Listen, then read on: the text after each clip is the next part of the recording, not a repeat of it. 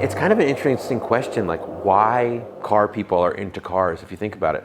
What is the actual thing that I like about it? It's the culmination of all these little things. It's the actual beauty and art of it. From taking off the car cover to putting down the top, pumping the gas pedal twice, like a quarter of the way, turning the key, hoping it fires the first time so you don't flood it, and then feathering the throttle to warm it up. Revving the engine, going through the gears. All of those things, the experience, especially driving it with the top down, especially in New York City, because New York City is the city where everything's up. So driving, it's almost like you're driving looking through a fisheye lens. The space around you, you experience it.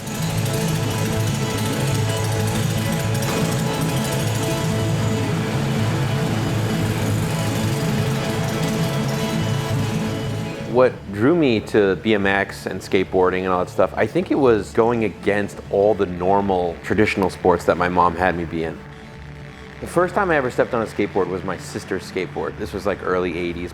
And from that moment, I felt like it gave me like this freedom of movement or something. I do think that it did inform and made me who I am today. I was in baseball, I was in soccer. Like I specifically remember being there, being at the practices and being like bored to death.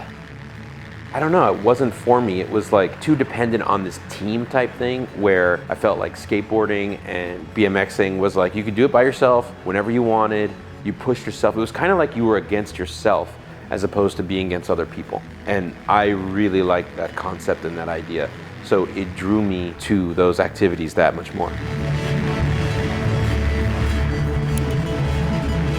Owning a classic car is sort of a direct correlation to wanting to be like on your own team and doing your own thing. Especially having an old Volkswagen where parts are getting harder to get, things like that.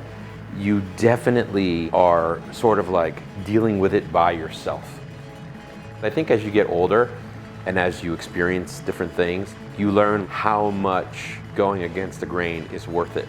And there definitely is like this chart of like how much going against grain and then how much do I want to suffer to achieve what I want to get. You know what I mean? So it's just balance. Most people in the classic car community, they almost want things to break so they can go through the experience of having it fixed. Kind of can't believe I just said that, but in a way, it's an opportunity to make it better. It's an opportunity to learn about it. Like I love learning about, there's certain things I can't fix on the car. And whenever if I take it to a mechanic, I definitely am in his face too much, asking, like trying to learn.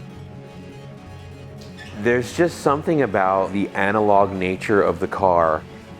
As you're interacting with it, you can almost visualize everything happening.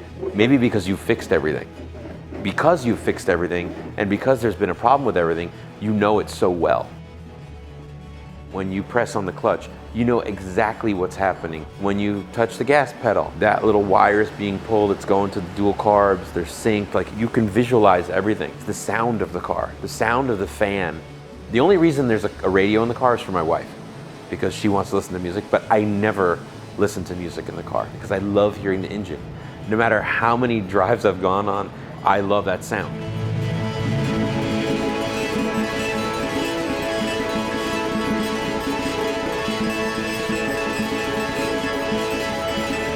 My car is definitely special.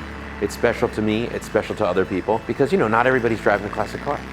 I love hearing people saying, that was my first car. That was my mom's first car.